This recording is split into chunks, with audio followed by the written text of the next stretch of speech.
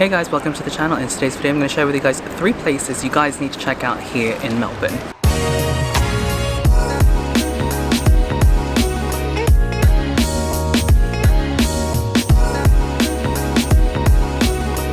Okay, so the first place we're at is the Fitzroy Gardens, and according to this map there are a couple of places that we can visit, but I think before we actually start this little tour I need to grab some coffee. At the time of filming this video the coronavirus pandemic is still happening, so I don't really know what's open. Hopefully it is. Last time I checked it was open. I'm not really sure about the opening hours. I probably should have checked that out, but let's grab a coffee because it is freezing. To get to the Fitzroy Gardens it's really easy. You can either take a tram or you can take a train and then just get off at Jolimont Station, and just a little walk you guys will get to the Fitzroy Gardens.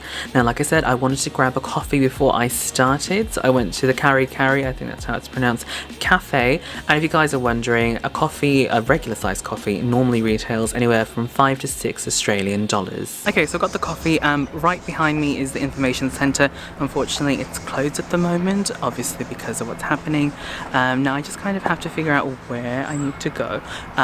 So like I said, I want to go to the Conservatory first, which I believe is that way to the left, so let's make our way. Unfortunately on the day I went to the conservatory it was closed, but essentially it is a beautiful Spanish mansion style conservatory built in 1930. It's got very picturesque images online and I really recommend you guys check this out when it finally opens. I thought we might as well move on to the next thing. We're going to go check out the Tudor model village, which I'm really excited to see. I've seen photos on Instagram and just through Google search and it looks really cute. I really want to see it in person and take some photos as well, of course. So there's like a little plaque over there. I'm going to read it to you guys. It says, "This model Tudor village was presented to the city of Melbourne by the citizens of Lambeth, England, in appreciation of gifts of food dispatched from Victoria to England during food shortages following World War II from 1939 to 1945. This was created by an artist named Edgar Wilson. This model village is so cute, very Instagram worthy. I do like the fact that they've got a little fence so that you can't actually go in. I don't think you can. Yeah, I don't think you can actually go in, which is great because then it preserves what's inside. Because, you know, people like to touch and, you know, chances are it will get damaged at some point, so. Alright, the next place I recommend is also a garden, and this one is called the Carlton Gardens. So to get here you can take the tram, you can take a bus, you can take a train and then just do a little bit of a walk and you'll get to the exhibition centre. There's always obviously Ubers, taxis, that sort of stuff as well. The Carlton Gardens is a World Heritage Site located on the northeastern edge of the Central Business District, or the CBD, of the suburb of Carlton. Its 26 hectare site includes the Royal Exhibition Building, Melbourne Museum and the IMAX Cinema, tennis courts and award-winning children's playground.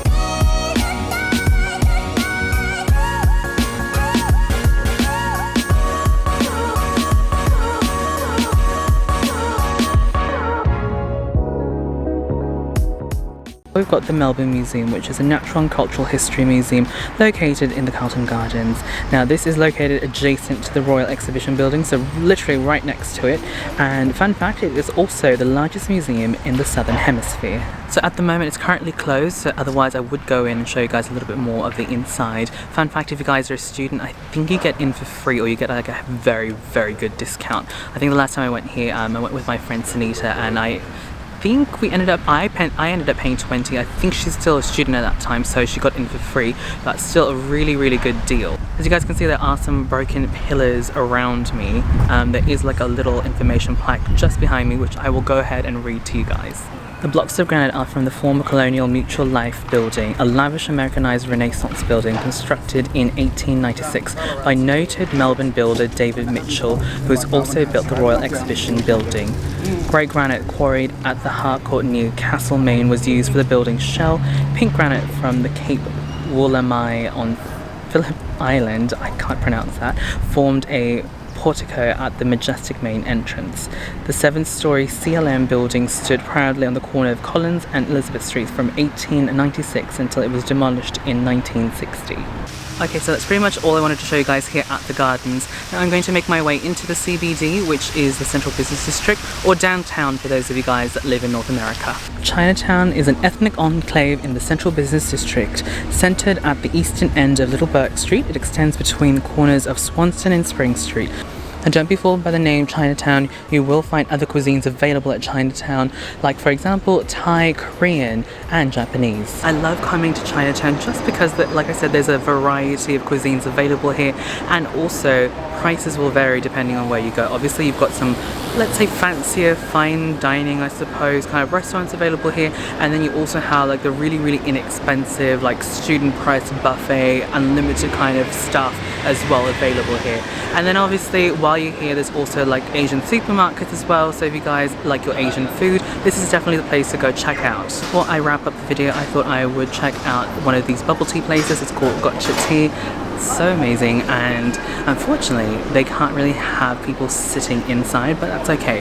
This place is so Instagram worthy, so I think if you guys are looking for a really Instagram worthy bubble tea place, definitely check this place out. Okay, so I've got my bubble tea. That place is amazing. It tastes so good. Also very inexpensive. It's only like $6.50, I believe. So good. And that pretty much wraps up this video, guys. Hopefully you guys enjoyed this video. So definitely let me know down in the comment box down below if there's any other sort of like travel tips and tricks, or places you guys would like me to feature in my next video. I'd love to hear from you guys, and I will catch you guys in the next video. Bye.